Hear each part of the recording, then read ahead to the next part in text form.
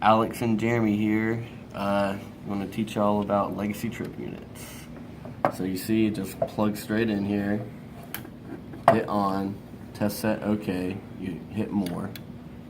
Select the trip unit. This trip unit is the TS because down here on the cat number, the first two letters, as you can see, are TS.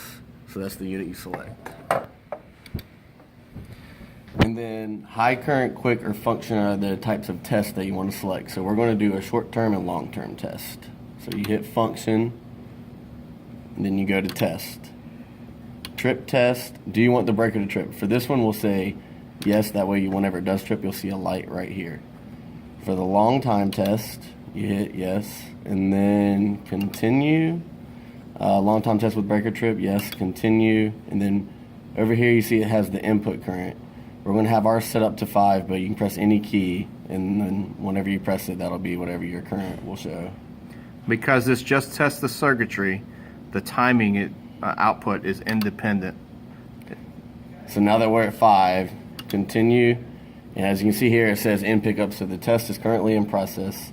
It gives you an approximate time of how long the test will take, and whenever it's done testing, it'll show you the exact time it takes for the long time pickup test. As you can see, you press any key at any time now, it aborts the test and puts you back to the main screen.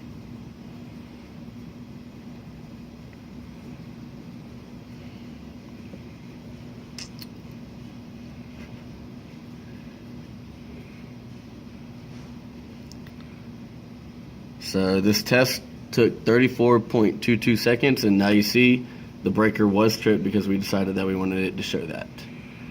So now if we go back and we go to test, trip test, do you want the breaker trip, we'll hit no.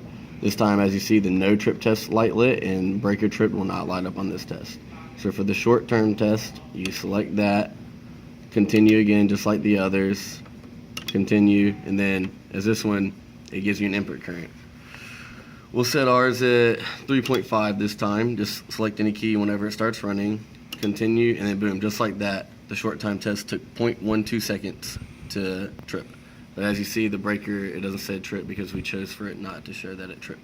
And on your short-term timing, it'll always say 0.12 second or whatever the time it actually takes to go through the unit, because it's just testing the circuitry. It's not actually putting the current through the unit.